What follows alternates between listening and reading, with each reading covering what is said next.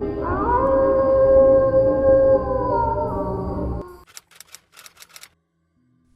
a quiet, secluded beach, a woman named Sarah went for a late afternoon walk. The sun was setting, casting a beautiful orange glow over the ocean.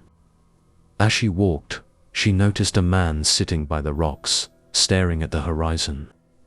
He was dressed in old, tattered clothes, his back turned to her. Something felt off, but Sarah decided to keep walking. As she passed by, she felt a strange chill and turned to see the man was now facing her. His eyes were hollow, almost lifeless. She tried to ignore it and continued walking, but every time she glanced back, the man was closer. Eventually, Sarah picked up her pace, feeling like someone was following her. She glanced back once more and saw that the man was no longer there. The next day, Sarah returned to the beach to see if she could find any sign of the man.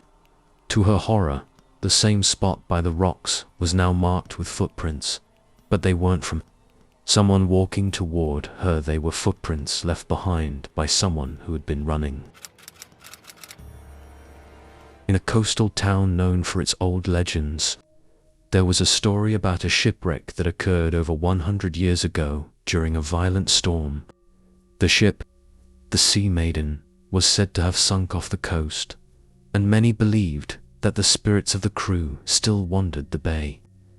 A local fisherman, Tom, had heard the tales but never thought much of them until one stormy night when he was out fishing. The waves were high and the wind howled as if echoing the voices of the past. Tom noticed a light on the horizon that seemed to be moving closer. At first, he thought it was a ship, but as it came closer, he realized it was an eerie, glowing apparition. It was the outline of a ship, but it was translucent and ghostly, drifting silently over the water. Tom's heart raced as he watched the ship move closer to him.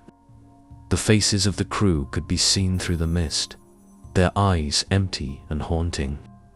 Tom tried to paddle away, but the ghost ship seemed to follow him, its crew reaching out toward him. He barely escaped, but after that night, he was never the same.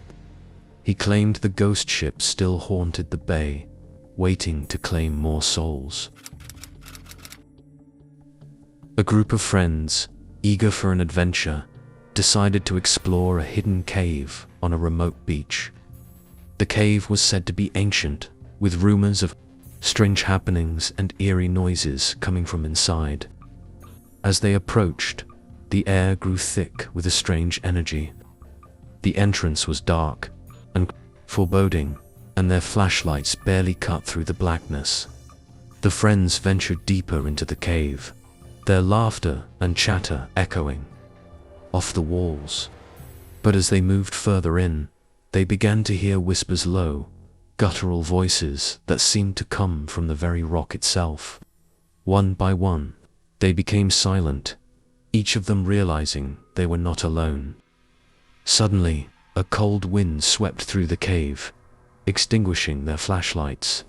Panicked, they tried to make their way back to the entrance, but the path seemed to twist and change.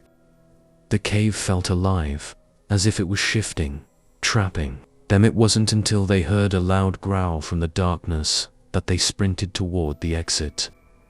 The friends made it out, but the cave still calls to those brave enough to explore its depths.